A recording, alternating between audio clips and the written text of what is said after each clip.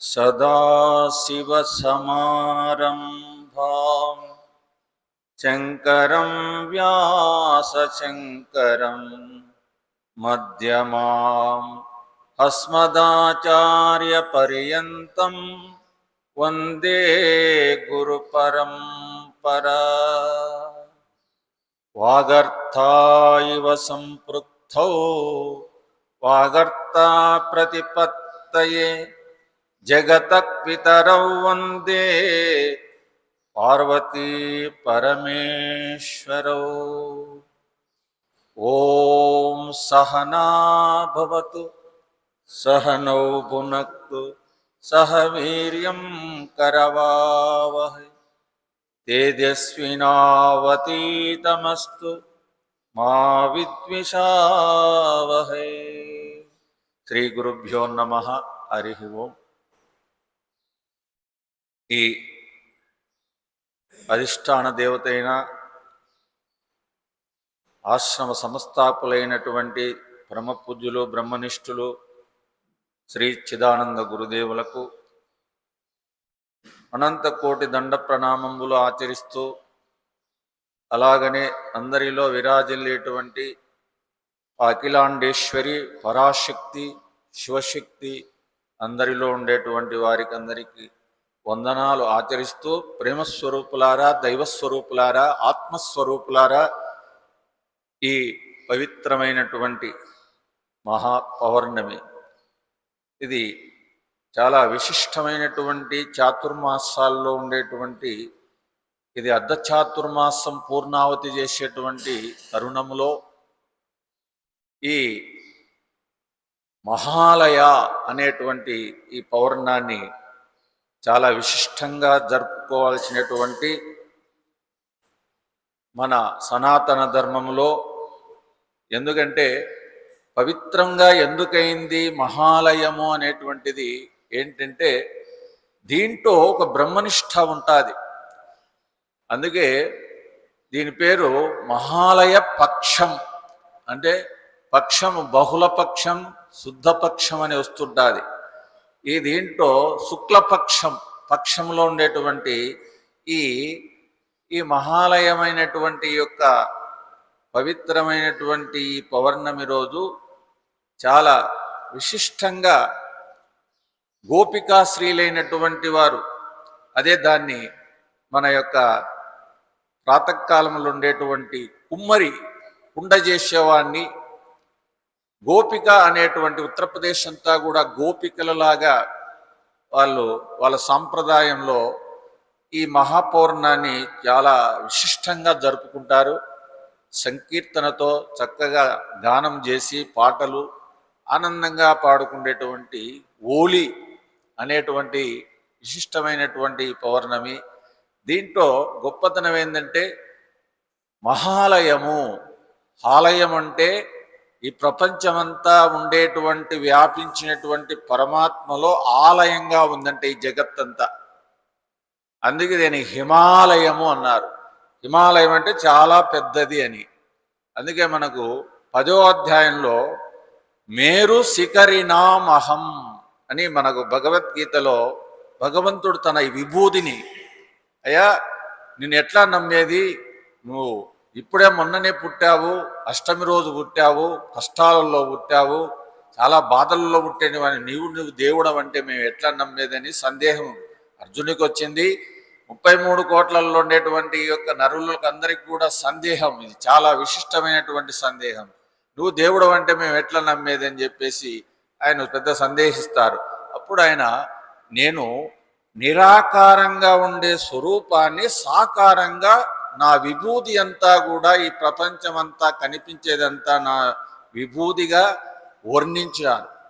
10వ అధ్యాయంలో ఆయన ఎక్కడెక్కడ ఉండేది, ఆడ జరిగేది, ఏమి చేసేది, అన్ని లీలలన్నీ కూడా మనకు 10వ అధ్యాయంలో చక్కగా మనం దాన్ని ఫస్ట్ నుండి మొదలుపెట్టి ఆ ఆఖరి శ్లోకం వరకు చూస్తే అంతా కూడా ఉండేటువంటి ఆ విభూతి అంతా కూడా ఈ ప్రపంచంలో కనిపిస్తూ ఉండేటువంటి ప్రత్యక్ష ప్రమాణం పరమాత్మ శక్తి మనకంతా కూడా చెట్టులో పుట్టలో భూమిలో అన్నిటిలో కూడా పరమాత్మ అనుభూతి అయినాడని బహిరంగ కనిపిస్తుండేటువంటి ఆ శక్తి స్వరూపుడని మన కొనియాడింది భగవద్గీత. అయితే దీంట్లో ఉండేటువంటి విశేషమైనటువంటి శ్రావణ మాసంలో వచ్చినటువంటి జన్మదినం జరుపుకున్నాం. ఎవరిది? కృష్ణ పరమాత్మ జన్మదినం. చూడయి ఎంతమంది పుట్టారయ్యా మహాత్ములందరూ. అంతకుముందు ఎంతమందో పుట్టారు, సిద్ధపురుషులు పుట్టారు, ఎంతమందో వచ్చారు. అందరినీ ఏం జన్మస్థానాన్ని ఎవరు కొనియాడలేదే? ఇది ఏం పెద్ద సందేహం. మన వేదం ఎప్పుడో పుట్టింది. వేదంలో ఎటువంటి వారందరూ కూడా మహనీయులు ఉన్నారు. చాలా చక్రవర్తులు ఉన్నారు, దివ్య పురుషులు జన్మించినారు. కానీ ఈయన్ను కృష్ణ పరమాత్మనే ఎందుకు మనం కొనియాడాం? ఈ ద్వాపరయుగంలో జరిగిన కథ మనము ఈ కలియుగంలో ఆయన కొనియాడుతున్నామంటే, ఆయన ద్వాపరయుగంలో జన్మించి కలియుగంలో ఉండే పరిణామాలన్నిటినీ కూడా అవతారంగా వచ్చి మనకు కావాల్సినటువంటి సందేశాన్నంతా కూడా పూర్ణత్వంగా మహాభారతంలో, అలాగనే భీష్మపరమని మహా భగవద్గీతలో జరగబోయేటువంటి విషయాలన్నీ, సందేశాలన్నిటినీ కూడా ఆయన చాలా స్పష్టంగా చెప్పినటువంటి వాడు. అయితే మానవుడు కూడా అష్ట కష్టాలలో పుట్టేటువంటి ఈ 8 ప్రకృతి స్వరూపంలోనే పుట్టాల. ఆ 8 ప్రకృతి స్వరూపం ఏంటంటే పంచభూతాలు, మనస్సు, బుద్ధి, అహంకారం. ఈ అష్టప్రకృతుల వల్ల ప్రభావితమైనటువంటి ప్రతి జన్మ తీసుకోవాల్సినటువంటి ఈ మానవ జన్మలో అందరికి కూడా అలా వస్తుంది. కానీ ఆ పంచభూతాల యొక్క అష్టప్రకృతులను తన వశములో ఉంచుకొని చక్కగా ఆయన 12 గంటల సమయంలో, అంటే అటు ఇటు బ్యాలెన్స్లో ఉండేటువంటి చీకటిని వెలుగును రెండింటిని మధ్యలో జన్మించినటువంటి, ఎందుకంటే ఆయన కర్మ రహస్యాన్నంతా కూడా ఆ జన్మతో చెప్పినటువంటి రహస్యాలు ఎన్నో ఉన్నాయి. ఎందుకు ఆయన పుట్టాల్సి వచ్చింది, పోయి శిరసాల్లో పుట్టాల్సి వచ్చింది, మళ్ళీ ఎవరో పెంచాల్సి వచ్చింది, ఇదంతా కూడా కర్మ సిద్ధాంతంలో మనకు గహనా కర్మనో గతి అని భగవద్గీత చెప్తాది 3వ అధ్యాయంలో. ఆ కర్మ రహస్యం అనేటువంటిది ఏంటంటే, ఆయన అవతారాన్ని అంతా కూడా, ఆయన లీలలన్నిటి కూడా మనము స్మరించాలంటే కారణం ఉంటుంది. ఎన్ని జన్మాల నుండి చేసినటువంటి యొక్క పాప సంస్కారం కావట్టు, పుణ్య సంస్కారాలు కావట్టు, ఏ లీలలు కావట్టు, అవన్నిటినీ కూడా ఆయన లీలా మానుషుడుగా వచ్చి మనకు జన్మించి చక్కగా మనకు సందేశాన్ని ఇచ్చినటువంటి తరుణంలో ఈ శ్రావణ మాసంలో జరుగుతుంది. అలాగనే భాద్రపద చవితి చాలా విశిష్టమైనటువంటి చవితి ఇది. ఎందుకంటే 12 చవితులు వస్తాయి, కానీ ఈ ఒక్క చవితిని ఎందుకు పెట్టారు, ఇది విశిష్టంగా ఎందుకు చేశారు అంటే, మన గాథ ఉంది. వేదంలో ఉండే రహస్యం ఏంటంటే చాలా విశిష్టంగా ఉంది. ఎందుకంటే ఈ చవితి రోజే చాలా ఈ ప్రకృతికి పరమాత్మకు అనుసంధానం చేసేటువంటి ఘన పదార్థాన్నంతా కూడా వినయముతో, విధేయలతో చేసేటువంటి పరీక్షలు ఎన్నో వచ్చినాయి. ఆ పరీక్షలకు పరమాత్మ ఆ అవతారంలో ఈయనకు ఘనమైనటువంటి ఆధిపత్యాన్ని ఇచ్చేదానికి, పరిపాలకుడైనటువంటి వారికి ఇచ్చేదానికి ఒక సమాధానములో, మన వేద ధర్మంలో ఒక రూపాన్ని కల్పించి మనకు చెప్పినటువంటి యొక్క చవితి. ఆ చవితి రోజు ఈ మహా విఘ్నేశ్వరుని ఆరాధించమని. ఆ చవితి పవిత్రం ఎందుకు కావాలంటే, ఆ రోజు చంద్రుడు నవ్వాడని. ఆ చంద్రుడు ఎందుకు నవ్వాడంటే, అది మనకు పురాణ కథలో చంద్రుడు, ఆయన అందరూ 3 ప్రజలందరూ కూడా ఆయన చేసినటువంటి ఆహారాన్ని అంతా తింటి ఆ కైలాసవానికి వెళ్ళిపోతుంటే, ఆ గుండ్రాలన్నీ పడిపోతుంటే దాన్ని చూసి చంద్రుడు నవ్వాడని ఒక కథ. అలాగనే ఆ మహాశక్తి అయినటువంటి గౌరీదేవి ఆ మట్టి బొమ్మను చేసి పశువుతో చేసి ఆ ప్రాణం ఇచ్చిందని దీనికంత పెద్ద కథ మనకు ఉంది. అయితే ఈ కథలో ఉండేటువంటి సారాంశం ఏమిటి అంటే, 21 పత్రలతో పూజ చేయమని చెప్పారు. ఎందుకంటే పామరత్వం పోవాలంటే భౌతికంగా భక్తి శ్రద్ధలు కావాలి కాబట్టి 21 పత్రంతో తీసుకొచ్చారు. ఆధ్యాత్మికమైనటువంటి శక్తిని ఇచ్చేటువంటి వేదాంతులు ఆరాధించినటువంటి ఆ రోజు ఏమిటి అంటే, పంచ జ్ఞానేంద్రియాలు, పంచ కర్మేంద్రియాలు, పంచ ప్రాణాలు, పంచభూతాలు, మనస్సు అనేటువంటి 21 పదార్థముతో దీన్ని ఒదిగేసుకోమన్నారు. దాన్ని? విఘ్నాలను. ఇప్పుడు పంచభూతాలలో ఉండేటువంటి విఘ్నాలు మనం తట్టుకోగలమా? పెద్ద సునామీ వచ్చింది అనుకోండి, తట్టుకోగలమా? అలాగనే పెద్ద తుఫాను వచ్చింది అనుకోండి, మంచి సుడిగాలు వచ్చింది అనుకోండి, మంచి అగ్ని ఎండ వచ్చింది అనుకోండి, తట్టుకోగలమా? కాబట్టి ఈ శక్తి మన దగ్గర లేదు. అందుకే అలాగనే పంచభూతాలలో ఉండే శక్తిని మనం భరించే శక్తి మన దగ్గర లేదు. కాబట్టి అలాగనే పంచజ్ఞానేంద్రియాలు, మన దగ్గర ఉండే పంచజ్ఞానేంద్రియాలు ఉన్నాయి.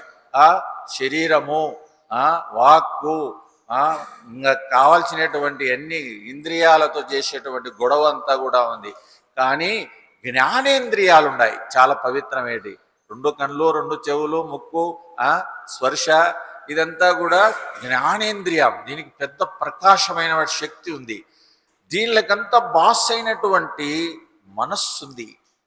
ఈ మనస్సును మనము ప్రతి క్షణము విఘ్నాలే గుర్తించుకోవచ్చు. మనం రోజు నిత్య సాధనలో పొద్దున ఈరోజు బ్రహ్మముహూర్త కాలంలో చేసి నేను 5 గంటలు 4 గంటలకు లేచి ఏదో బ్రహ్మనిష్టను చేయడమో, పూజ చేయడమో, పారాయణ చేయడమో ఏదో ఒకటి చేయాలనుకుంటాడు. అప్పుడు శరీరమన్నా సహకరించదు, ఇంట్లో గొడవలన్నా వస్తాయి, లేకపోతే ఏదైనా ప్రమాదకరమైన పని పడుతుంది. ఇన్ని విఘ్నాలు జరుగుతాయి. ఇన్ని విఘ్నాలలో మనము ఏ కార్యాన్ని చేయలేము. కాబట్టి ఏ కార్యాన్ని చేయలేం కాబట్టి ఈ యొక్క 21 ఇంద్రియాలతో మనం చేసేటువంటి అన్ని విఘ్నాలే.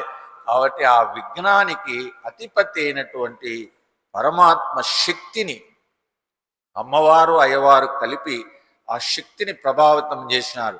కాబట్టి ఆ ప్రభావితం చేసినటువంటిది ఏమిటి అంటే రామకృష్ణ పరమహంస చెప్తారు. ఏంటంటే మొత్తము 99 ఉంది, ఒక్కటి అనేటువంటి దాన్ని చైతన్యము అన్నారు. 99 పదార్థాలతోని ప్రపంచం అంతా కనిపిస్తూ ఉంది. ఇంకా ఎంచుకున్నామనుకోండి 9, 9, 9 వచ్చాయి. అందుకే భగవద్గీతలో మన దేహాన్ని గురించి నవద్వారే పురే దేహి నైవ కుర్వన్న కారయన్, 9 ద్వారాలే చెప్పారు. అలాగనే 9, 9 సంఖ్య, అన్నిటిలో 9 వచ్చినాయి. ఆ 9లో 9 ఇంకోటి ఏమిటంటే వచ్చేటువంటి గుణాలు 9, అవస్థలు 9, దారేషణ ధనేషణ పుత్రేషణ 9, ఇట్లా అన్ని లెక్క వచ్చింది. కాబట్టి 99 వచ్చినాయి, కానీ ఒకటి రాలేదు. ఆ ఒకటి తెలుసుకునేదానికే ఈ 99 మనం లెక్క పెట్టాలి. అందుకే ఆ 99ని ఎదిరించాలంటే ఈ యొక్క 21 ఇంద్రియాల చేసేటువంటి పాప సంస్కారాలు, పాపభూయిష్టమైనటువంటి వాసనలు, పాపభూయిష్టమైనటువంటి సంకల్పాలన్నిటిని విఘ్నాలు కలుగుతూ ఉండేటువంటి ప్రతి ప్రాణికి పెద్ద ఆటంకంగా కనిపించేటువంటి ప్రకృతిలో శక్తిని తట్టుకోలేకుండా ఉన్నాడు మానవుడు. ఆ తట్టుకోలేని శక్తితో ఉన్నాడు కాబట్టి వానికి ఏం కావాలా? దైవశక్తి కావాలా. అందుకే దైవారాధన చేయాలి. అందుకే మన సనాతన ధర్మంలో మన వేదమాత చెప్పినటువంటిది ఏంటి గొప్పతనం ఏం చెప్పింది అంటే మాతృదేవోభవ పితృదేవోభవ, ఈ ఇద్దరిని చెప్పింది ముందు. మళ్ళీ ఆచార్యుడు వచ్చినాడు, మళ్ళీ గురువు వచ్చినాడు, మళ్ళీ దైవం వచ్చింది, మళ్ళీ మళ్ళీ అన్ని తర్వాత వచ్చింది. కానీ ఈ విఘ్నాలన్నింటినీ మొత్తము జయించాలంటే, ఈ విఘ్నాలకు అధిపతి కావాలంటే పందెం కాచారు దేవతలు రాక్షసులు. పందెం కాసి ఎవరికి ఆధిపత్యం ఇవ్వాలంటే మాకు కావాలన్నారు. కానీ దానికి షరత్తు పెట్టాడు ఈ సృష్టికర్త అయినటువంటి పరమశివుడు, మహాశక్తి. అయ్యా మీరు అడిగింది మంచిదే, బాగుంది, కానీ ఈ గణాలన్నిటిలో మీకు అధికారం అనేటువంటి 21 ఇంద్రియాల్లో మీరు మునిగిపోయినారు, మీరు అర్హుతులు లేరు. కానీ దేవగణం ఉంది, ఆ దేవగణము యొక్క ప్రేరణ ఎలా చెప్తే అలా చేస్తామని చెప్పారు. అప్పుడు ఏం చేశారంటే ఆయనిద్దరికి, ఆ మహాశక్తితో పుట్టినటువంటి విఘ్నేశ్వరునికి ఆ కుమారస్వామి, ఆయన కుమారస్వామి అన్నాడు, కుమారస్వామి అనేటువంటి వాడు ఈ జగత్తులో ఉండేది కుమారస్వామి, ఎవరు లేరు. కానీ ఆ కుమారస్వామిని మనం ఒక రకంగా ఏదో కల్పించుకొని చేస్తాం, కానీ ఉండేది కుమారుడే. ఎందుకంటే ఎప్పుడు పుట్టుక లేనటువంటి వాడు పరమాత్మ కాబట్టి ఆయన కుమారుడుగానే ఉంటాడని. వీరిద్దరికి పందెమును పెట్టారు ఈ దేవతలు కలిసి. పందెం పెడితే అప్పుడు శివుడు ఒప్పుకున్నాడు, పార్వతి ఒప్పుకున్నది. సరే ఏం చేయాలా, ఈ 14 భువనాలను ఎవరు ముందు ప్రదక్షిణ చేసి ఎవరు ముందు వస్తారో వారికి ఈ విఘ్నానికి అధిపతిని చేస్తానని చెప్పి ఆ పరమేశ్వరుడు పార్వతి చెప్పారు. దేవతలు ఓకే అన్నారు, పోయినారు, తిరుగుతున్నారు. ఈయన వెళ్ళిపోయినాడు, ఎవరు కుమారస్వామి వెళ్ళిపోయినాడు, నవిల వాహనం ఆయన స్పీడ్ వెళ్ళిపోయినాడు. అంటే స్థూల బుద్ధి అంటారు దాన్ని. మనం ప్రపంచంలో అంతా ఉరుకుతుంటాం అన్ని విషయాలమ్మడి. అట్లా ఆయన ఉరికినాడు. భౌతికమైనటువంటి జ్ఞానం ఆయన సూక్ష్మ జ్ఞానం లేదు. అందుకే భౌతికము పారమార్థికం అనేటువంటిది స్థూలము సూక్ష్మము కారణం అనేటువంటి వ్యవస్థను మనకు సృష్టిలో కనిపిస్తూ ఉంది. అప్పుడు ఆయన వెళ్ళిపోయినాడు. ఈయన ఏం చేసినాడు, ఈయన పెద్ద బొజ్జగా పెట్టుకున్నాడు. ఈయన వాహనం వచ్చి మనస్సు, ఆ మనస్సు అనేటి ఎలుకను. ఇది ఎక్కడ పట్టుకుంటాడు ఆయన, సాధ్యం?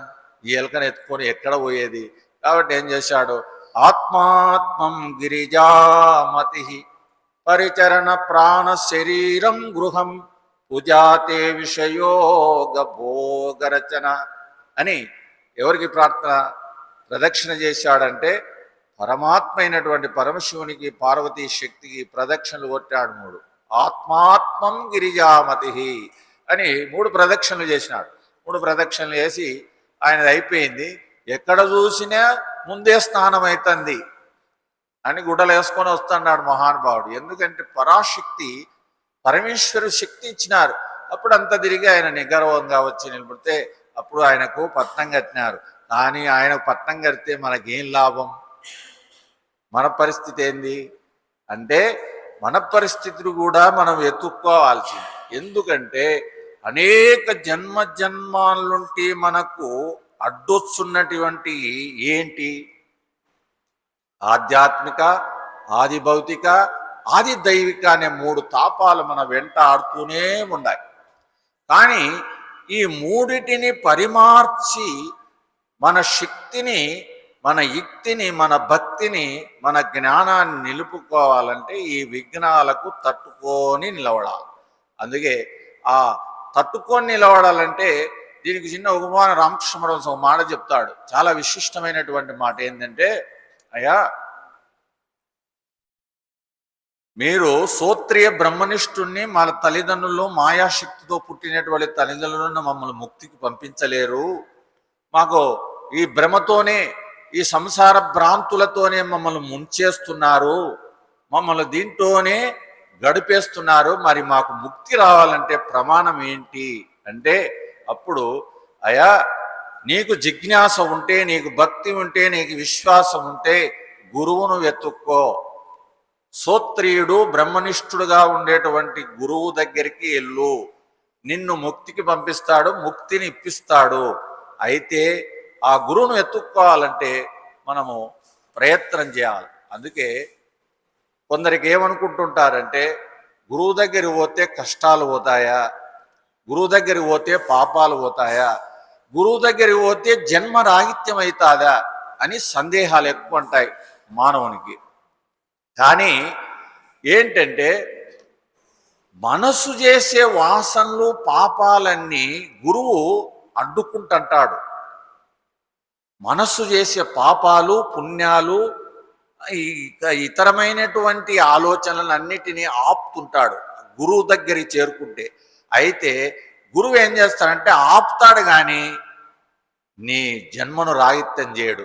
ఎందుకంటే నీ ప్రారంధం వెనక ఉంది, సంచిత ప్రారంధం అని అనేక కోట్ల జన్మల నుండి నువ్వు స్టాక్ పెట్టుకున్నావు. దాన్ని పోగొట్టలు, ఆ కర్మకు నీవే బాధ్యునివి.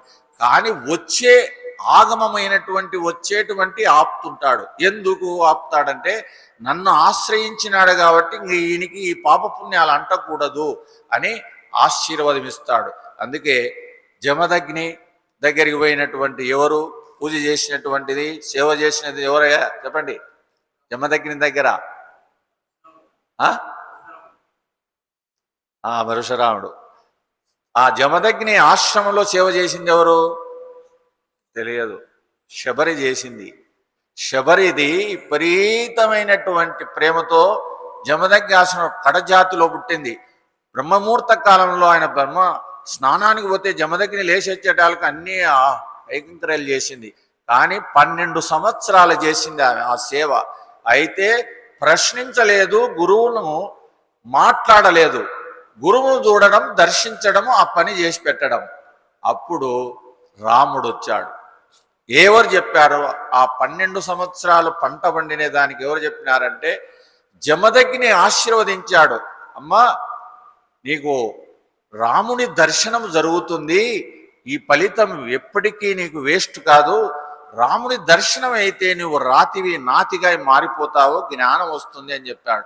ఆ ఒక్క మాటను తన దగ్గర పెట్టుకొని ఆమె తరించింది. అలాగా 12 సంవత్సరాలు ఏ గురువు దగ్గర ఎవరైతే చక్కగా సేవ చేస్తారో వారికి తప్పకుండా జ్ఞానము లేకున్నా పర్వాలేదు, ఖచ్చితంగా జ్ఞానం ఇవ్వాల్సిందే. ఎందుకు అంటే మేఘాలు ఎట్లా ఆవరించినటువంటి గత జన్మలు చేసినటువంటి పాపాలు పరిహారం చేసుకుంటూ ఉండే జీవునికి ఆగామంలో వచ్చే పాపాలు పుణ్యాలను అన్నిటినీ పరిమార్చేది ఒక్క గురువే. అందుకే గురువు అడ్డపెట్టినాడంటే ప్రపంచానంతా అడ్డపెట్టినారు. చూడు, కైలాసం నుండి మనకు గంగని తేవాలంటే ఎవరు అడ్డపెట్టినారయ్యా? ఎవరు అడ్డపెట్టినారు? తినేదమ్మంటే ఎవరు అడ్డుకున్నారు? పరమశివుడు అడ్డుకున్నాడు. అలాగనే వామనమూర్తి అయినటువంటి గొప్ప మహనీయుని పేరేమో గుర్తు రాలేదు, కానీ ఆయన ఈ ప్రపంచాన్నంతా నీటిని మొత్తం ప్రపంచానికంతా వ్యాపించేట్టుగా చేశాడు. ఈ సంకల్ప సిద్ధి కలుగుతుంది. అలాంటి గురువులందరూ కూడా మన భారతదేశంలో మన ప్రకృతిలో ఎంతమందో ఈ భూమిపైకి వచ్చినారు. కాబట్టి ఇక్కడ చేయాల్సినటువంటిది కర్తవ్యం ఏంటి అంటే బాగా డెవలప్ అయినటువంటి మన ప్రదేశంలో ఇప్పుడు ఉత్సవాలు, గణేష్ ఉత్సవాలు బ్రహ్మాండంగా 9 రోజులు చాలా అద్భుతంగా జరిగినాయి. ఎంత దరిద్రుడైనా ఎంత లోబైనా అన్నదానం అండి, ఏమి జరిగిందండి అన్నదానం, ఏ క్లాసుగా. కానీ వాడి వృత్తులు ఎట్టనుండని, వాడి ప్రవృత్తి ఎట్టనని, వాడి దగ్గర దుర్మార్గమైన ఎట్టుండని ఉండని, కానీ భక్తితో గణేశునికి పూజ చేయడము, ఆ ఆహారము పెట్టడము, ఇది 20 సంవత్సరాల వెనక చూస్తే లేదు. కనిపించిందా? ఎవరన్నా గణేశుని చెవుతి వచ్చిందని కూడా అనుకుంటే వాళ్ళ ఎవరో పండితులైనటువంటి వారు, ఏ శాస్త్రం గెలిచిన వాళ్ళు, చదువుకునే వాళ్ళ ఈరోజు అంటే వాడు ఆ రోజు ముడ్డి గడుక్కోడు, గుద్ద గడుక్కోడు, ఏం గడుక్కోడు, కానీ పిల్లం ఏమైనా పాయసం చేసి పెడితే తింటాడు, కానీ అరేం చేయడు.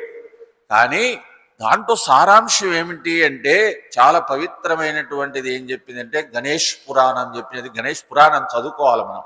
ఆ గణేష్ పురాణం ఏం చెప్పిందంటే అప్పుడప్పుడు బ్రహ్మముహూర్త కాలములో నది స్నానం చేసి మట్టి బంకమట్టిని తెచ్చి నీవు నీ ఇష్టం వచ్చినట్లు రూపాన్ని చేయొచ్చు, గణేశునిగా చేయొచ్చు, ఏ రూపంగా అయినా చేయొచ్చు.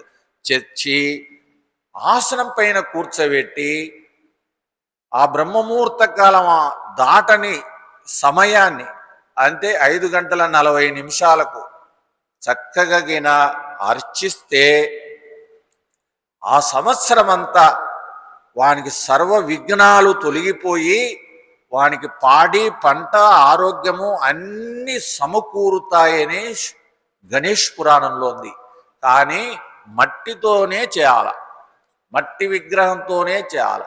కానీ ఏ రంగులు వేయకూడదు, మట్టే కనిపించాల. ఆ బంకమట్టి నుండి నువ్వు అర్ఘ్యము పాద్యము నైవేద్యము ఇస్తుంటే ఆ నీరు పడుతుంటే మట్టి వాసన కొడుతుండాల నీ రంధ్రాలకు, నీ ముక్కు రంధ్రాలకు పడితే అప్పుడు ఆగ్రహం ఇస్తున్నాడని చెప్పి.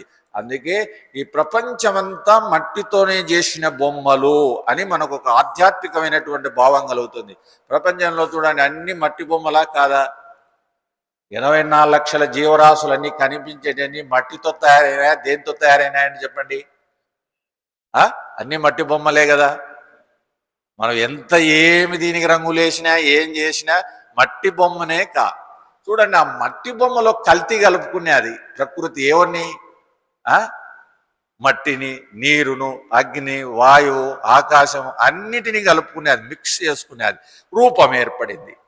ఆ రూపాన్ని మనకు తిలకించేదానికి ఆ శక్తి, మహాశక్తి మనకు ఆ యొక్క ఉండేటువంటి 99 శక్తులన్నిటిలో దేవశక్తులు, దైవశక్తులు, గ్రహాల శక్తులు ఎన్నిటి మనం దీనిలను అడ్డుకొని దాని నుండి నుండి పడి ఆ భరించలేనటువంటి బాధతో రక్షించమని చెప్పి మనకు 9 రోజులు చేయమని చెప్పారు. అందుకే ఆయనకే 9 రోజులు, శివుడికి లేనే లేవు చూడండి. శివుడికి లేవు, విష్ణువుకు లేవు, ఇంకొకరికి లేవు, కానీ ఎవరికి ఉన్నాయి? వీళ్ళిద్దరికీ ఉన్నాయి. మహాశక్తి నవరాత్రులు 9, ఈయన 9, ఈయన 9 తీసుకుంటాడు. ఈ 9 రోజుల్లో విశేషమైనటువంటిది ఏంటంటే ఆచరించాల్సినటువంటిది సంతానం లేని వాళ్ళు, దరిద్రం ఉండేవాళ్ళు, అన్నం లేని వాళ్ళు, భూమి లేని వాళ్ళు, బంగారు లేని వాళ్ళు, తర్వాత ఇంకోటి అంటే ఉద్యోగం లేని వాళ్ళు, చదువు లేని వాళ్ళు, వీళ్ళందరూ 9 రోజులు సక్రమంగా ప్రాతకాలము సాయంకాల సమయంలో ఈ విఘ్నేశ్వరుని ఆరాధిస్తే ఆయనకు ఆ విఘ్నేశ్వరునికి ఏంటంటే గుడాన్నం ప్రీతి. గుడాన్నాన్ని ఏం చేసినారంటే మనం జొన్నల్లో కలిపి ఉంటలు చేయాలి.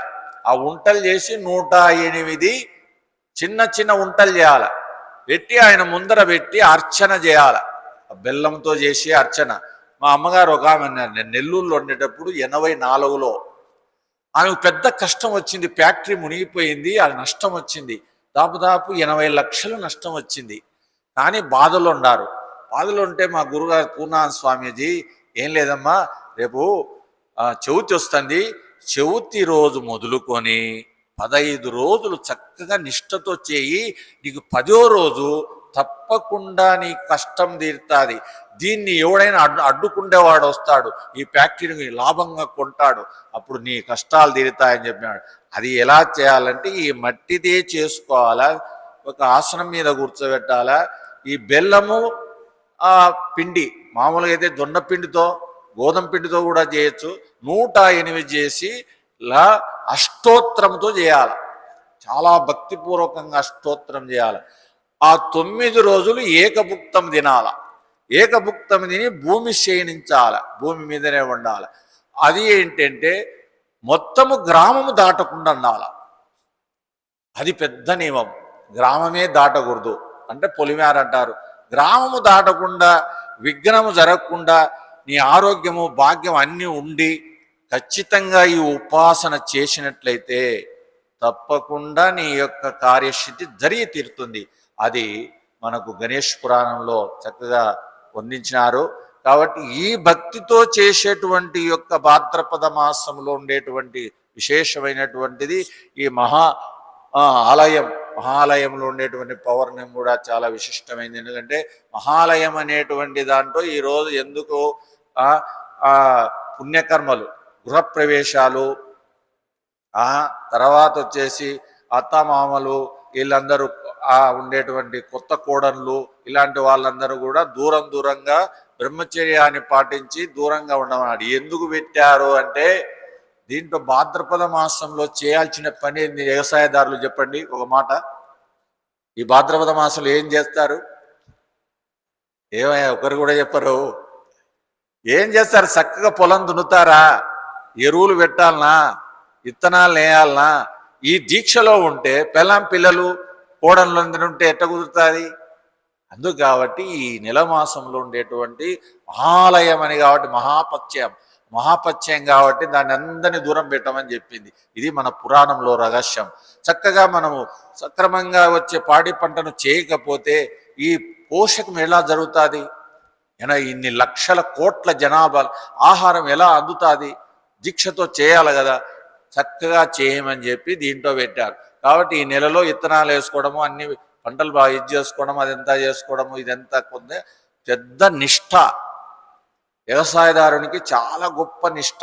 అందుకు కాబట్టి హిమాలయాల్లో అంటే మహాత్ములందరూ కూడా ఈరోజు ఈ మహాపుణ్యం రోజు హిమాలయాల్లో బ్రహ్మముహూర్త కాలంలో ఉండే ఋషీశ్వరులందరూ లోకా సమస్త సుఖినో భవంతు, సర్వే జనా సుఖినో భవంతి, వాళ్ళకు అన్నపానీయములు దొరుకుగాక, వాళ్ళందరూ కష్టాల నుండి కాపాడుగాక, ఓ పరాశక్తి పరమేశ్వర అని ప్రార్థన చేసేటువంటి ఈ సమయం, ఇంత గొప్ప విశేషమైనటువంటి భాద్ర పౌర్ణమి, చాలా విశిష్టమైనటువంటి పౌర్ణమి రోజు మనమందరం సమావేశం కావడం అంటే ఏంటంటే పూర్వపుణ్యం అనేది ఉండాలా, లేకపోతే అందుకే చెప్పారు కదా, అనంత కోటి విఘ్నాలు, ఎన్నో విఘ్నాలు జరుగుతాయి. ఎవరెప్పుడే రావాలనుకుంటాడు, రాలేడు. ఓ పని చేయాలనుకుంటాడు, చేయలేడు. చూడండి, పడుకుండి మొదలుకొని లేచిన మొదలుకొని పడుకుండేంత వరకు ఎన్ని లక్షల విఘ్నాలు జరుగుతాయి మన మనస్సులో. గుర్తుపెట్టారా? సాధ్యం కాదు. ఎందుకు పెట్టకూడదు? సెకండ్ విఘ్నమే జరుగుతుంటుంది. ఏదో ఆలోచన కొడుతుంటుంది మనస్సులో, ఎప్పుడు ఆలోచన వస్తూనే ఉంటుంది. ఎంత ఫోర్స్తో వస్తుంటుంది అంటే, బక్క సిక్కిపోయినోడు, పెడమోఖం పెట్టినోడు, మాడిపోయిన ముఖమోడు, వంకాయ మాదిరి ముఖం మాడిపోయినోడు, వీళ్ళందరినీ చూడొచ్చు జాగ్రత్త అవస్థలో. వానికి ఉండే బాధలు, వానికి ఉండే ఆలోచనలు, వానికి ఆ సంఘటనది భరించలేని స్థితిలో ఉన్నాడనే దానికి మనం ముఖం చూసి కనుక్కోవచ్చు. అన్ని విఘ్నాలు వస్తాయి. జాగ్రత్త అవస్థ పొద్దున్న లేచిన మొదలుకొని సాయంత్రం వరకు. అందుకే మాతృదేవోభవ. పొద్దున్న లేస్తే తల్లి గతించిపోయింది అనుకోండి, ఎవరికి నమస్కారం చేయమన్నారు? మంచం మీద ఉండి లేచేటప్పుడు ఎవరికి చేయాలా? కరాగ్రే వతస్తే లక్ష్మి. లక్ష్మి కావాలంటే హస్తాన్ని దర్శించాల, తల వంచి భూమిని స్పర్శించాల. భూమికి ఈ యొక్క ఆగ్నేయ చక్రం గిన భూమి మీద నమస్కారం గిన చేస్తే ఇది పృథివీ పూజ అని చెప్తాడు రామకృష్ణ పరమహంస. ఇది పృథివీ పూజను వాళ్ళ శిష్యులతో చేయించేవాడు. ప్రాతకాలం రోజు పృథివీ పూజ చేయించేవాడు. పృథివీకి పూజ చేయడం అంటే, పృథివీకి ఉండేటువంటి ఓర్పు ప్రపంచంలో ఎవరికైనా ఉందండి? ఎవరికి ఎంత చెప్పినా కుదిరేది లేదు. కాబట్టి రెండో స్థానం ఎవరికి ఇచ్చారండి? ఈ పృథివీ పైన రెండో స్థానం ఎవరికి ఇచ్చినారు? భారతదేశంలో, మన దేశంలో ఇచ్చినారు. కొన్ని దేశాల్లో ఉందో లేదో. ఎవరికి ఇచ్చారండి? ఎవరికి ఇచ్చారు? తల్లికి ఇచ్చారు. మాతృదేవోభవ. భూదేవి ఓర్పు గలదని చెప్పి 9 మాసములు కనింది, పిల్లను జాకింది, నిద్ర ఆహారాన్ని మర్చింది, బాధను భరించింది, పిండాన్ని తెచ్చింది, బయట పెట్టింది, దాన్ని పోషణ చేయాల. అబ్బో, ఎంత ఎంత వాడు మేఘావరణం మాదిరి పైన కొరుసిస్తే బీజాన్ని పంపించేస్తే వాడు వదిలేసుకొని వాడి దేశాలమ్మడి వాడు పోతాడు. కానీ మోసింది ఎవరండి? ఈ దేశాన్ని తీసుకొచ్చింది ఎవరండి? ఎంత కృతజ్ఞత చూపించాలా. అందుకే మాతృదేవోభవ. తల్లిదండ్రులు ఉండేవాళ్ళు ఒక్క నమస్కారం చేయండి, మీ బాధకు పోతుంది, మీ కష్టాలు తీరుతాయి, ఒక్క పారి పెట్టండి అని మన భారతదేశంలో మన సనాతన ధర్మం, మన వేదమాత చెప్పినటువంటి మాట ఏంటంటే మాతృదేవోభవ. కళ్ళు తెరిచే తండ్రి కనిపించాల. అంటే ప్రకృతికి అతీతమైనటువంటి పరమాత్మని కనిపించాలి. ఆయనకు చేయకునే అంత ఏమి ఇబ్బంది లేదు. కానీ తల్లికి నమస్కారం చెప్పి మన భారతదేశం చెప్పింది. స్వామీజీ చిదానంద స్వామిది బ్రహ్మచర్యంలో ఉండేటప్పుడు చాతుర్మాసాలు దీక్ష పూర్తి చేస్తారు. 4 మాసాలు మౌన దీక్షలో ఉంటారు. వాళ్ళ తల్లి బ్రతికినంత కాలం నేను 76లో చూశాను. నేను చిన్నవాని వయస్సు. ఆ కార్తీక పౌర్ణమి రోజును ఆ అమ్మవారిని రప్పిస్తాడు వాళ్ళ ఊరు నుండి. రప్పించి కొత్త చీర ఇచ్చి అన్నీ చేసి ఆమెకు పెట్టి అన్నీ చేసి ప్రాత నమస్కారం చేస్తాడు. ఆ భోజనం కూడా ముద్ద పెట్టి ప్రాత నమస్కారం చేసి. ఇట్లా నేను 3 సంవత్సరాలు చూశాను. చూస్తే నాకేం అర్థం కాలే. ఇది ఏంటిరా నాయన అని చెప్పి. మా ముసలి వచ్చే ఎప్పుడు పొద్దున్న లేచే బర్రెలు గొర్రెలు అంటుంది, కలుపు అంటుంది, ఈయన చూస్తే ఇట్ట చేస్తాడు అట్ట అనిపించింది. అంటే మాతృత్వాన్ని గుర్తుపెట్టుకొని సాధనలో చేసేటువంటి మహాత్ముడు కాబట్టి అలా చేస్తే ఆ అమ్మకు ఎప్పుడే కానీ ఎదురు చెప్పినేవాడు కాదని చెప్పి ఆయన ఎప్పుడు ఆమె చెప్పింది లేదని చెప్పి అది చెప్పుకుంటూ ఉండేవాళ్ళు. అట్లా ఈ మాతృసేవ చేసినాడు. మాతృసేవ చేసిన తర్వాత ఆయన సన్యాస దీక్షను పూర్తి చేయాలంటే తల్లిదండ్రులు లేరు, ఇద్దరు వెళ్ళిపోయినారు, గతించిపోయినారు. వాళ్ళకు పుణ్యారాధనలు చేసినాడు, మండలారాధనలు చేసినాడు. ఆయన శక్తికి తగిన భిక్ష ఉండే దాంట్లోనే అన్నదానం చేసినాడు, భగవద్గీత చదివించినాడు, వాళ్ళకి ఏదో వస్త్రదానం చేయించినాడు, ఆ రుణాన్ని తీర్చుకున్నాడు. అయితే మనము కూడా అందుకే పితృదేవతలను కూడా ఆరాధించమని ఈ ఈ నెలలో వస్తుంది, రేపు నెక్స్ట్ వచ్చే అమావాస్య రోజు పెద్దలందరూ కూడా ఆశీర్వదించేదానికి వస్తారంటండి. అందుకే వాళ్లకు తినే వస్తువులను ప్రీతిగా వస్త్రము ఏదైనా కుంటే కృతజ్ఞతలు తెలుపుకోవని మన పితామహులైనటువంటి జగద్గురువులు చెప్పినారు, మన వేదమాత చెప్పింది. అందుకే దానికి పెద్ద అమావాస్య అయిపోయింది. పెద్దలది అమావాస్య. అది ఆ రోజు నిష్ఠతో చేయమని ఎటువంటి వాడైనా చేయవచ్చు. అది చేసుకోవాలి కృతజ్ఞత. ఎందుకంటే పితృరుణం తీరంది దేవరుణం దగ్గరికి పోలేవు, దేవరుణం తీరంది నీకు ముక్తి రాదు. కాబట్టి ఈ పితృరుణాన్ని కూడా తెలుసుకోవాలి. అలాంటి మేమంటే మాకు సన్యాసం తీసుకున్నాం. మేము సన్యాసం 2027లో మా తల్లిదండ్రులు కూర్చోబెట్టి నేను అర్ఘ్యాలు వదిలినాను. కూర్చోబెట్టి వాళ్ళము ఉటవృక్షం కింద, రావి చెట్టు కింద కూర్చోబెట్టి వాళ్ళందరి పాదాలు కడిగి వాళ్ళకి అర్ఘ్యాలు వదిలించి పిండాలు పెట్టానండి. అది నాకు ఏ జన్మ పుణ్యమో కానీ వాళ్ళ బ్రతికినంగా పెట్టాను. అది ఒక విశేషమైనటువంటి రుణము. కాబట్టి అందరికీ అది సాధ్యమైనటువంటి విషయం కాదు, కానీ చేయాలి. అలాంటి చేయాల్సినటువంటి యొక్క మన సంస్కృతిలో ఎన్నిటినీ కూడా రుణ విముక్తి కలగాలంటే ప్రకృతిలో 5 శక్తులు మన మీద పని చేస్తూ ఉన్నాయి. ఈ గుండెని ఎవడాడిస్తున్నాడయ్యా? నువ్వు తింటే ఎవరు అరిగిస్తున్నారు? ఎంత లెక్క చేయండి. ఎవరు చేస్తున్నారు? ఏమన్నా కీ ఇచ్చినావా? నువ్వు ఆహారం వేసావు అంతే. మరి ఎవడు తిప్పాడు లోపల? ఈ మహాశక్తి ఉందా లేదంటారా? పరమశక్తి ఉందా లేదంటారా? దైవశక్తి ఉంది అంటారా లేదంటారా? ఉంది. దాన్ని నమ్మాలి. చూడు, గుండెని ఆడిస్తూ ఉంది. విధానాలు ఎప్పుడు పుడిదిలో పన్నాడో ఈయనకి ఎన్ని లక్షల అంశ, అదే 21,600 సార్లు లెక్క చెప్పింది మన శాస్త్రం. కానీ దిన్నము ఎన్ని లక్షల శ్వాసలు తీసుకుంటున్నామో, ఎన్ని లక్షల శ్వాసలు వదిలేస్తున్నామో. కానీ నీ జీవితం 70 ఏళ్ళు అంటుంది, 60 ఏళ్ళు అంటుంది, 30 ఏళ్ళు లేదు, పుడతానే చచ్చిపోతున్నాడు. దీనికి లెక్క ఏంది? ఈ లెక్క ఎవరు చెప్పాలా? అంటే దీనికి ఆ గత జన్మ సంస్కారం. ఈ గత జన్మ సంస్కారాల్లో ఉండే సంబంధాలు అలాంటి ఉంటాయి. భూమికి, రుణానికి, ఇంటికి, తల్లిదండ్రులకు రుణం ఎంతవరకు ఉండాలనో, 11 రోజులే ఉండాలనో, సంవత్సరమే ఉండాలనో, 100 సంవత్సరాలు ఉండాలో, అదంతా లెక్క నీ కర్మలో ఉంది. ఆ రహస్యాన్ని తెలుసుకోవాలంటే నువ్వు ఆత్మశక్తిని గుర్తించుకోవాలి. ఆత్మశక్తిలో నేను జీవించాల. ఇలాంటి యొక్క విశేషమైనటువంటి మహాపౌర్ణమిని చాతుర్మాసాల్లో అర్ధ చాతుర్మాసం పూర్ణావతి.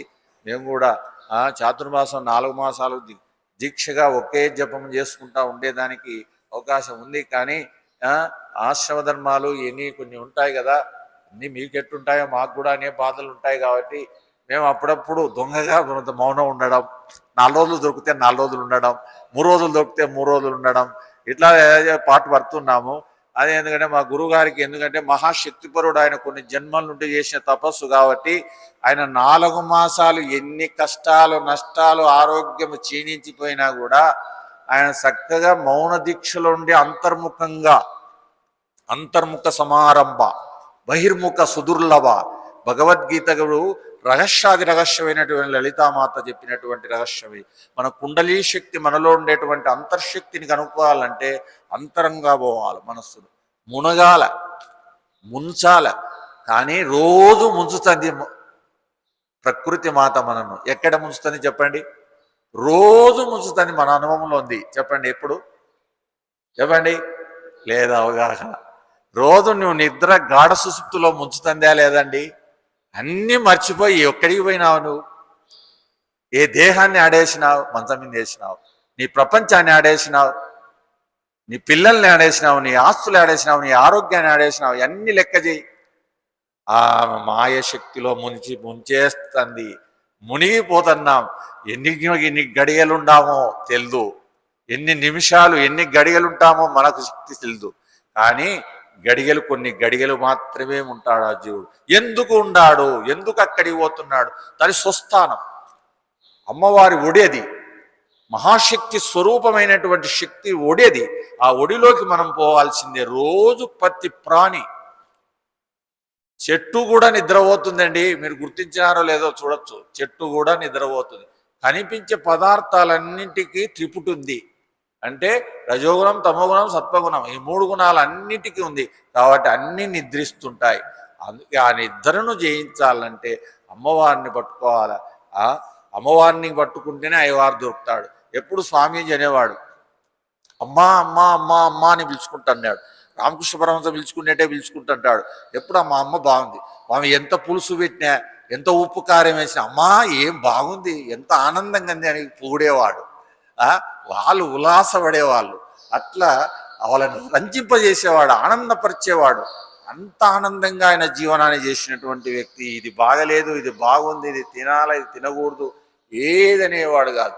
స్వామి చెప్పినాడు, స్వామి మీకు షుగర్ వచ్చింది కదా, ఇప్పుడు ఈ బాగదాపు 20 ఏళ్ళు వచ్చింది కదా అంటే, అరే నాలో గురుశక్తి అనేటువంటి పెద్ద ఓమగుండాన్ని వెలిగించినాను.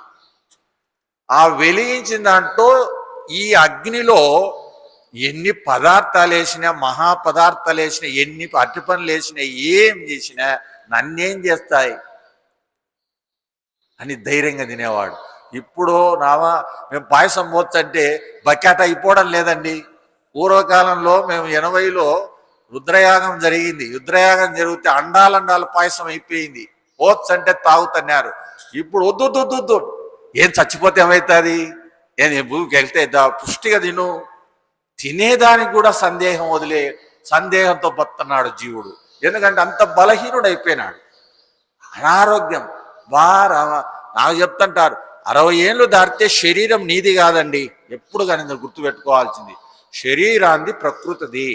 ప్రకృతి మాత బొమ్మ చేసుకునేది. అన్ని ఆయుసు పోసింది, నరాల శక్తినిచ్చింది, అన్ని శక్తులు ఇచ్చింది. ఇంకా వద్దమ్మా, నన్ను అంతర్ముఖంగా నీ దగ్గరికి పంపు అని మనస్సులో గట్టి వైరాగ్యం ఉండాలి, గట్టి చింతన ఉండాలి, గట్టిగా ఏడ్చాల. ఇంకా నీకు మనస్సు నిలవకుంటే గట్టిగా భగవంతుని స్మరించాలా. ఇలా చేయమని చెప్పింది మన శాస్త్రం. అట్లా మనం జీవించాలని చెప్పేసి మనకు సందేశాన్ని ఇస్తుంది. కాబట్టి మహాత్ములందరూ కూడా ఇలాగా చేస్తూ ఈ ప్రకృతిలో పరోపకారం చేస్తూ జీవితాన్ని గడుపుతూ ఎన్నో ఉపకార కర్మలు చేసిపోయినారు. అందుకే ఈరోజు భారత్ మాత ఇలా వర్ధిల్లుతా ఉందంటే, కష్టాలకు నష్టాలకు అన్నిటికీ కాపాడుతూ ఉందంటే ఆ మహాశక్తిని రోజు ఒక 2 నిమిషాలు 5 నిమిషాలు భగవద్ ధ్యానం చేయండి. బ్రహ్మముహూర్త కాలంలో లేయండి. బ్రహ్మముహూర్త కాలంలో 60 సంవత్సరాలు అయిపోతే నిద్ర రాదండి. అది నేనే ప్రమాణం. ఎందుకంటే నాకు పోయిన సంవత్సరానికన్నా ఇప్పుడు చాలా తేడా అయిపోయింది. నిద్ర పట్టిందని తెలిసి వచ్చిందంటే ఇంకా నిద్ర రాదు. అప్పుడు ఏం చేస్తాం, శ్వాస మీద మనస్సును పెట్టి ఆ గురుమంత్రాన్ని ఒత్తడమేగా, పంపు కొట్టినట్టు కొడుతుండడమే దాన్ని. అంతే, ఇంకా టైం అయిందంటే లేచి రావాలి. అట్లాగా రోజు మీరు బ్రహ్మముహూర్త కాలంలో 10 గంటలకు పండుకోండి.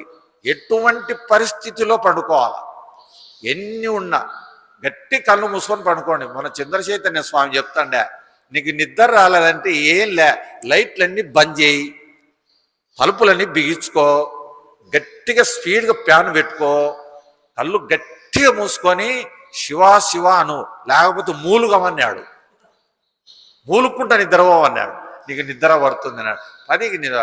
ఇప్పుడు సెల్లులు పట్టుకొని 1 గంట 2 గంటలు 3 గంటల పాడైపోయింది నాయన మన భారతదేశము. ఈ సెల్లు పాయింట్ ఎప్పుడు వచ్చి పడిందో సర్వనాశనం, ఆరోగ్యం చెడిపోయింది. ఆరోగ్యం చెడిపోయింది, పద్ధతులు చెడిపోయినాయి, వ్యవస్థలు చెడిపోయినాయి. మన భారతదేశంలో ఉండే సన్మార్గ చింతనంతా కూడా పూర్తి మటుమాయం అయిపోయింది.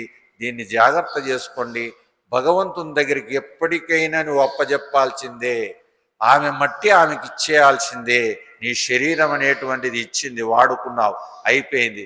దాన్ని ఆమెకు అప్పజెప్పిపోవాల్సిందే. ఎటువంటి వాడైనా అప్పజెప్పాల్సిందే. అది టైం, నీ ప్రారంధం ఎంతవరకు ఉంటుందో అంతవరకు ఉంటుంది. కాబట్టి మనకు ఉండే ప్రదేశం ఏంటంటే, వర్తమాన కాలం ఒక్కటే నీ చేతిలో ఉంది. భూతకాలము చింతించి లాభం లేదు. భవిష్యత్తు కాలం వస్తుందని ఆరాటపడవద్దు. నీకుండేటువంటి వర్తమాన కాలం, ఈ సెకండ్లో నా చేతిలో అమ్మ ఆయుధం పెట్టింది, ఏది కాలం. అందుకే జూతం చలయతామస్మి అని మన 10వ అధ్యాయంలోనే వస్తుంది. రాత్రి పగులు అనేటువంటి ఈ రాత్రిని పగులను కాలం అనేటువంటి చక్రములో రోజు ఆట ఆడుతున్నావంట. ఏమాట? భౌతికంగా ఆటలు ఆడతారు, ఏంటి ప్యాకాట. అలాగా ఈ కాలము రాత్రి పగులనేటువంటి పేకాట ఆడుతుందంట.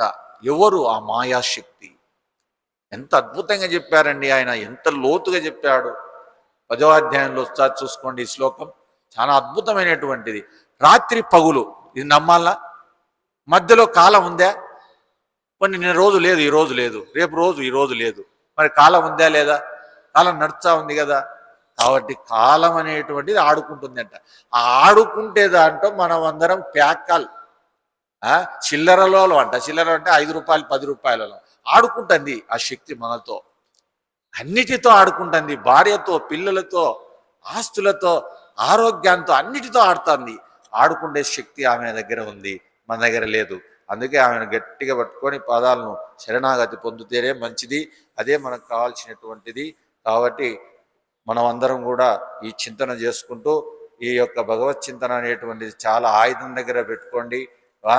నిద్ర రాకపోతే భగవద్గీత చదవండి, నిద్ర రాకుంటే నామజపం ఏదో ఒక మంత్రాన్ని అనుకోండి, లేకుంటే మీ అమ్మనో మీ నాయనే తలుచుకోండి, ఎవరినో అని తలుస్తా అంటండి. అంతే. కాలం గడిపే కొద్దీ మనకు పవిత్రత అవుతుంది, మనస్సు నిలుస్తుంది. మనస్సును నిలుపుకుండే శక్తిని సంపాదించుకునేంత వరకు ఎన్ని కోట్ల జన్మలెత్తినా, ఎన్ని అవతారాలు వచ్చినా లాభం లేదు. కానీ ఆ మనస్సు, కదిలే మనస్సును నువ్వు ఒక చోట పోయి ఆమె దగ్గర అప్పజెప్పాలా. అప్పజెప్పినప్పుడే నీకు శాంతి, సుఖము, ఆనందము, ఆరోగ్యము, భాగ్యం అని కలుగుతాయని చెప్పి మనకు శక్తివంతమైనటువంటి మహాలయంలో ఉండేటువంటి గొప్పతనాన్ని ఋషులు దీన్ని ప్రకటించారు. కాబట్టి మనం ఇట్లా తరించాలని కోరుకుంటూ హరి ఓం తత్సత్. ఓం నమో భగవతే వాసుదేవాయ.